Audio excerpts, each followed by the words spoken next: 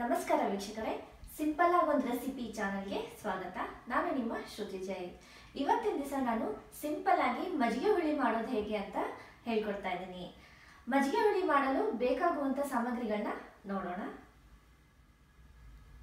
ಸೌತೆಕಾಯಿ 1 ಕಪ್, ತೆಂಗಿನಕಾಯಿ ತುರಿ ಅರ್ಧ ಕಪ್, ಕೊತ್ತಂಬರಿ ಸೊಪ್ಪು, ಶುಂಠಿ, ಹಸಿರು ಮೆಣಸಿನಕಾಯಿ ಮತ್ತು ಅರ್ಧ ಟೇಬಲ್ ಸ್ಪೂನ್ನಷ್ಟು ಸಾಸಿವೆ, ಅರಿಶಿನ ಅರ್ಧ ಟೀ ಸ್ಪೂನ್, ಕರಿಬೇವಿನ ಸೊಪ್ಪು, ಹುರಿಗಡಲೆ 2 ಟೇಬಲ್ ಸ್ಪೂನ್ನಷ್ಟು, ಮೊಸರು 1 ಕಪ್, ಒಗ್ಗರಣೆಗೆ ಎಣ್ಣೆ ಮತ್ತು ಸಾಸಿವೆ, ಉಪ್ಪು ರುಚಿಗೆ ತಕ್ಕಷ್ಟು. ಮೊದಲಿಗೆ ನಾವು ಇಟ್ಕೊಂಡಿರುವಂಥ ಸೌತೆಕಾಯಿನ ಒಂದು ಪಾತ್ರೆಗೆ ಹಾಕ್ತಾ ಇದ್ದೇನೆ. ಹಾಕಿ ಸ್ವಲ್ಪ ನೀರು ಹಾಕಿ ಅದನ್ನ ಬೇಯಿಸ್ಕೋಬೇಕು. ಸ್ವಲ್ಪ ಅದಕ್ಕೆ ಚಿಟಿಕೆ ಉಪ್ಪನ್ನು ಕೂಡ ಹಾಕಿ ಇಲ್ಲಿ ಸೌತೆಕಾಯಿ ಬೇಯೋ ಒಳಗಡೆ ನಾವು ಮಸಾಲೆಯನ್ನು ರುಬ್ಬಿಟ್ಕೊಳ್ಳೋಣ. ಒಂದು ಸಣ್ಣ ಮಿಕ್ಸಿ ಜಾರಿಗೆ ನಾವು ಇಟ್ಕೊಂಡಿರುವಂಥ ತೆಂಗಿನಕಾಯಿ ಹಾಕ್ತಾ ಇದ್ದೇನೆ.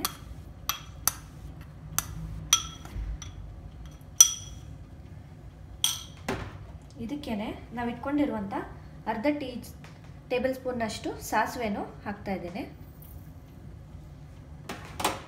ಹಾಗೂ ಅರ್ಧ ಟೀ ಸ್ಪೂನ್ ಅರಿಶಿನನೂ ಹಾಕ್ತಾ ಇದ್ದೇನೆ. ಹಾಗೂ 2 ಮೆಣಸಿನಕಾಯಿ, ಶುಂಠಿ, ಕೊತ್ತಂಬರಿ ಸೊಪ್ಪು ಹಾಗೂ ನಾವು ಇಟ್ಕೊಂಡಿರುವಂಥ ಹುರಿಗಡಲೆಯನ್ನು ಇಲ್ಲಿ ನಾನು ಹಾಕ್ತಾ ಇದ್ದೇನೆ. ಇವಾಗ ಇದನ್ನು ರುಬ್ಕೋಬೇಕು.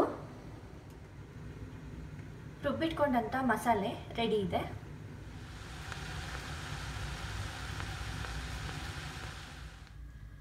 ಈಗ ಸೌತೆಕಾಯಿ ಬೆಂದಿದೆ. ಬೆಂದಿರುವಂಥ ಸೌತೆಕಾಯಿಗೆ ನಾವೀಗ ರುಬ್ಕೊಂಡಿರುವಂಥ ಮಸಾಲೆನ ಇಲ್ಲಿ ನಾನು ಹಾಕ್ತಾ ಇದ್ದೇನೆ.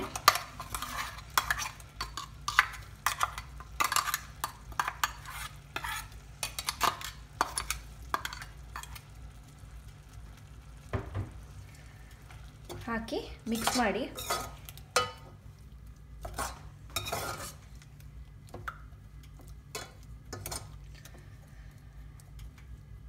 ಒಂದೆರಡು ಕುದಿಯಕ್ಕೆ ಬಿಡಿ. ಇದು ಕುದ್ದಾದ್ಮೇಲೆ ಇಟ್ಕೊಂಡಿರುವಂಥ ಕರ್ಬೇವಿನ ಸೊಪ್ಪನ್ನ ಇಲ್ಲಿ ನಾನು ಹಾಕ್ತಾ ಇದ್ದೇನೆ. ಸ್ಟವ್ನ ಆಫ್ ಮಾಡ್ಕೊಂಬಿಡಿ. ನಂತರ ಇದಕ್ಕೆ ಇಟ್ಕೊಂಡಿರುವಂಥ ಮೊಸರನ್ನ ನಾನಿಲ್ಲಿ ಹಾಕ್ತಾ ಇದ್ದೇನೆ. ಮೊಸರನ್ನ ನೀವು ನೋಡ್ಕೊಂಡು ಹಾಕ್ಕೊಳ್ಳಿ. ನಿಮಗೆ ತೀರಾ ತೆಳ್ಳಗೆ ಬೇಕಾದಲ್ಲಿ ಸ್ವಲ್ಪ ನೀರನ್ನು ಹಾಕ್ಕೊಳ್ಳಿ.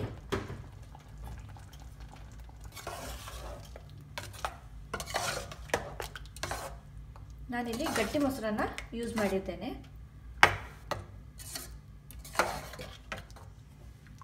ಮಿಕ್ಸ್ ಮಾಡಿ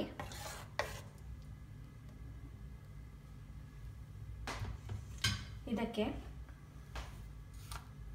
2 ಟೀ ಸ್ಪೂನ್ನಷ್ಟು ಉಪ್ಪನ್ನು ಹಾಕ್ತಾ ಇದ್ದೇನೆ. ಉಪ್ಪು ಹಾಕಿದ್ಮೇಲೆ ಮಿಕ್ಸ್ ಮಾಡಿ.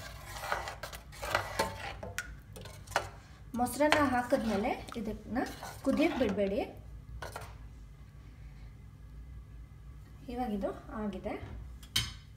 ಒಗ್ಗರಣೆಗೆ ನಾನು 1-2 ಟೇಬಲ್ ಸ್ಪೂನ್ನಷ್ಟು ಎಣ್ಣೆ ಹಾಕ್ತಾ ಇದ್ದೀನಿ.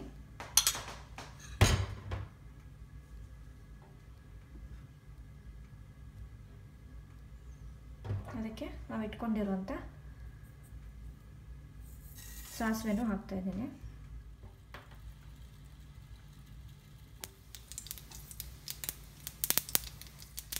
ಸಾಸಿವೆ ಸಿಡಿದ ಮೇಲೆ ಅದನ್ನು ಸ್ಟವ್ ಆಫ್ ಮಾಡಿ ಅದನ್ನು ನಾನು ಅದಕ್ಕೆ ಹಾಕ್ತಾ ಇದ್ದೀನಿ.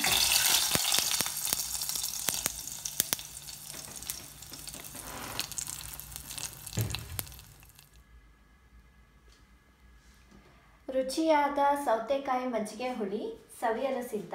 ಇದನ್ನು ನೀವು ಮನೆಯಲ್ಲೂ ಟ್ರೈ ಮಾಡಿ, ಲೈಕ್ ಮಾಡಿ, ಶೇರ್ ಮಾಡಿ ಹಾಗೂ ಸಿಂಪಲ್ ಆಗಿ ಒಂದು ರೆಸಿಪಿ ಚಾನಲ್ಗೆ ಸಬ್ಸ್ಕ್ರೈಬ್ ಮಾಡಿ.